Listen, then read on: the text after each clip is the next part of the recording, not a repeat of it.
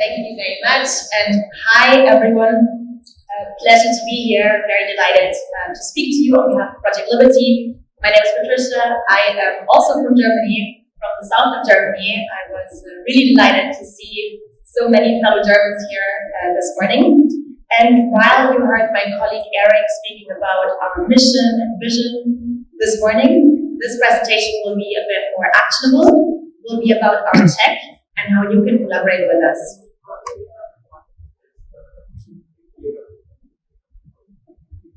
Okay, so a short recap. Project Liberty is a global impact organization founded by Frank McCourt following a $500 million commitment from him. We are stewarding the Decentralized Social Networking Protocol, DSNP. And what's also very special about Project Liberty and our foundation is our deep and extensive academic partnerships with amazing universities around the world, Harvard, MIT.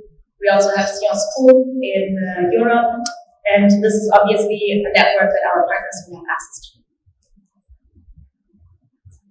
So here you see the number of users that we currently have on DSNP over frequency, which is our blockchain. I took the screenshot this morning, so we have 712,000 users and counting. Okay, so a couple words about use cases and how DSNP works and how this could potentially be useful for all of you.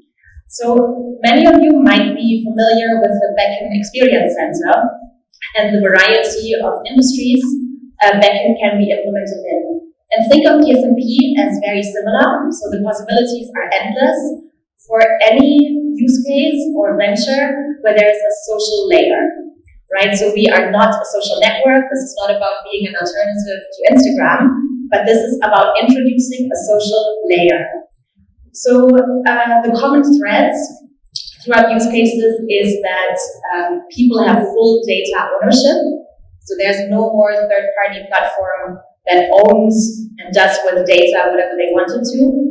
And then interoperability, right? So we've seen the email example mentioned in several presentations. So seamless integration over various systems. I have one example here that I'll speak about a little bit longer, which is the creator economy. So a lot of creators nowadays, or actually most creators, are very, very dependent on the platforms they operate on. So the platforms dictate the policies. There's an algorithm that's completely intransparent. You can be deplatformed for certain behaviors that are, obvious or not. And there could be an alternative where this is not the case anymore, right? Where creators are not so dependent on a third-party platform that owns their data, owns their social graph, etc. So we're working on bringing this to life, and you can see similar use cases in the sports and entertainment industry, in education, but also in mobility and energy, in many, many other industries that I have not written down here. And one of the reasons we are here is because of our collaboration with the Today team. So I wanted to go also a bit more into detail about what we are doing with them. So Backend is about online commercial interactions, and DSNP is about adding a social layer. So here we created a proof of concept in the area of social commerce, and that helps solve problems when shopping online. So most of you that have bought anything online are probably aware of the problems that people face. Online shopping is riddled with problems, starting from fake products. Even if you go to the big, reputable platforms, you are not safe from buying counterfeits. And similarly, also reviews often cannot be trusted anymore. They are bought, they are sponsored, and they are just inauthentic. Right? So we have a proof of concept that is part of Backend Experience Center, if you want to have a look at it, where by overlaying both protocols, we are actively solving for these issues, allowing people to shop online in a way that's trustworthy, transparent, and hence empowering. Okay, over to my colleague Wes, our technical architect, who will tell you a little bit more about DSNP and the tech behind it. Thanks, Patricia. So I'll just very quickly go over some of the key aspects of DSNP, the Decentralized Social Networking Protocol. And again, it's about enabling you to work with a network, build applications on something that doesn't have a centralized owner, doesn't have your identity, your user social graph tied up in a particular platform. So the idea is very much like Beckon has moved the power to the extremes, to the edges of that.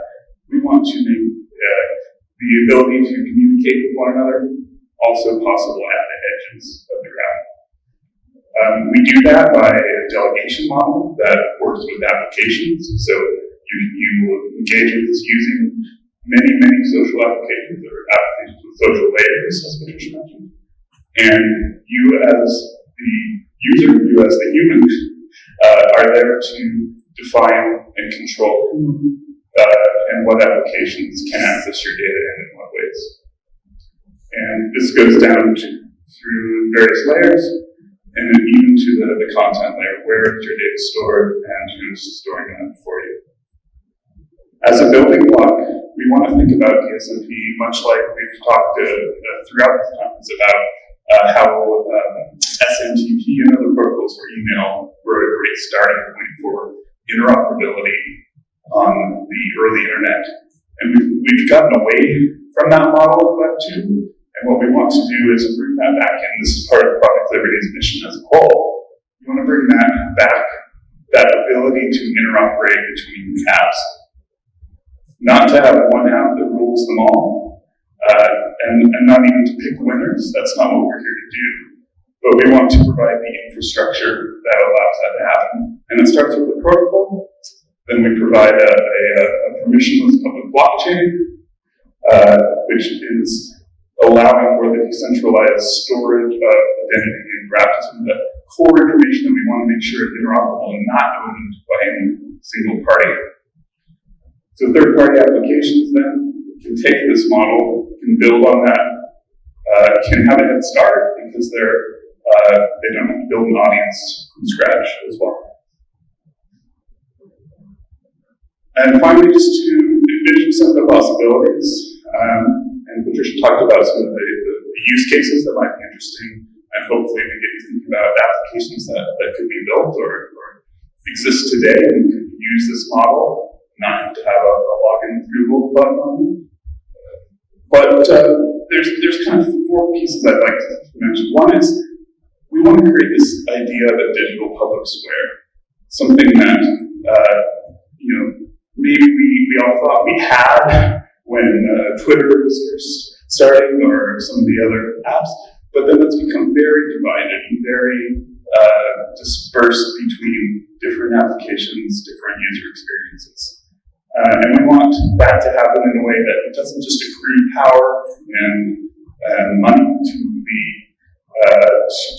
a few monopolistic applications. We want to take the network effects that are created, because again, if you think about a social graph, the value of the social graph is the square of the number of nodes.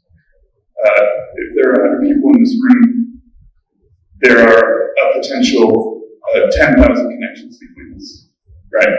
So the idea here is let those network effects that accrue today to the big tech companies accrue to all of us as individuals participating in this network.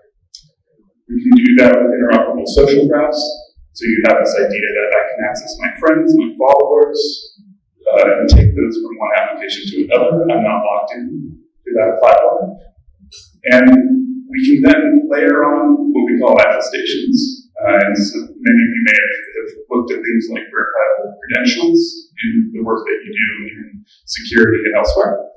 And here we can use attestations for proving that I'm a human being, not a bot.